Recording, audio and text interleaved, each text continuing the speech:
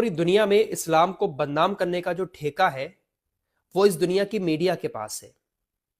आज आप लोगों को इस दुनिया की मीडिया का एक ऐसा चेहरा दिखाऊंगा कि जब भी कहीं पर मुस्लिम नाम वाला कोई आरोपी सामने आता है दुनिया में कहीं पर भी, तो किस तरह से ये मीडिया नंगा नाच शुरू कर देता है, इस्लाम को बदनाम करना शुरू कर देता है। वहीं अगर कोई दूसरा नाम अगर सामने आ जाए, भले ही उसने कितनी भी घिनौनी हरकतें की हो, कितना भी बड़ा अपराधी क्यों ना हो, लेकिन दुनिया भर का मीडिया सिर्फ नॉर्मल खबरें ही दिखाता है। इस वीडियो की शुरुआत में सबसे पहले जेफरी एप्स्टीन से करूंगा। इस वक्त पूरी दुनिया में एप्स्टीन फाइल काफी चर्चा में है।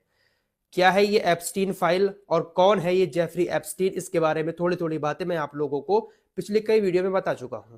थोड़ी सी बात इसके बारे में आज और करूंगा। दोस्तों, ये वो शख्स है जिसको दुनिया का सबसे घिनौना शख्स कहा जा सकता है। इसके बारे में आपको पहले भी बता चुका हूं कि इसके ताल्लुक दुनिया के तमाम बड़े बड़े नेताओं से थे।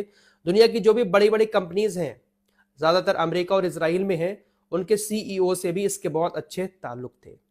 लेकिन दोस्तों, ये एक नंबर का दलाल, एक नंबर का घिनौना शख्स है। इसने ऐसी ऐसी घिनौनी हरकतें की है जिसको बताना भी अपनी जुबान से आसान नहीं है। छोटी छोटी बच्चियों के साथ ये गलत काम करता था, उनकी सप्लाई करता था और न जाने कौन कौन से यौन अपराध इसने छोटी छोटी बच्चियों के साथ किए।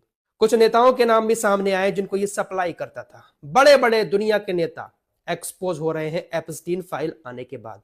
ये एप्स्टीन फाइल वो है जो इसने सबूत इकट्ठा किए। किसी के साथ भी ये मिलता था, किसी को लड़के सप्लाई करता था या किसी लड़की के साथ कुछ गलत काम करता था, उसकी वीडियो बना लेता था, उसकी चैट को सेव करके रख लेता था, उसके फोटो भी अपने पास रखता था। वही सारा डेटा जो है वो पब्लिश किया जा रहा है, उसी को एप्स्टीन फाइल कहा जा रहा है। इसने दुनिया भर के बड़े बड़े लोगों के साथ मिलकर जो काले करतूत किए हैं वो डेटा अब लोगों के सामने पब्लिश हो चुका है। Donald Trump, Bill Gates, Prince Andrew, Jeff Bezos, ऐसे तमाम बड़े बड़े लोगों के नाम इसके साथ इस फाइल में सामने आए हैं। दोस्तों, ये जेफरी एप्स्टीन न्यूयॉर्क के अंदर एक यहूदी परिवार में पैदा हुआ था, तो इसका धर्म यहूदी हुआ। ऐसे आरोप भी इसके ऊपर लगते थे कि ये मोसाद के लिए काम करता था।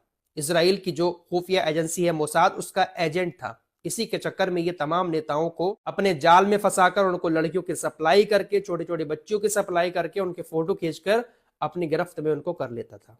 अमेरिका में इसने अपनी एक कंपनी भी खोल रखी थी। आदमी काफी अमीर था, फाइनेंसर भी था अमेरिका के अंदर ये, इसलिए दुनिया भर के बड़े बड़े नेताओं से, बड़े बड़े लोगों से ये दोस्ती भी अच्छे से कर लेता था। फिलहाल कुल मिलाकर 100 बात की एक बात यह है कि इसने ऐसे ऐसे घिनौने अपराध किए हैं, ऐसे ऐसे घिनौने अपराध किए हैं कि जिसको बताते हुए भी शर्म आती है। जो चीजें सामने आई हैं उसके मुताबिक ये बात मैं आप लोगों को बता रहा हूं। लेकिन दोस्तों, दुनिया भर में इसकी उतनी चर्चा नहीं हो रही है जितनी चर्चा किसी और की हो जाती है।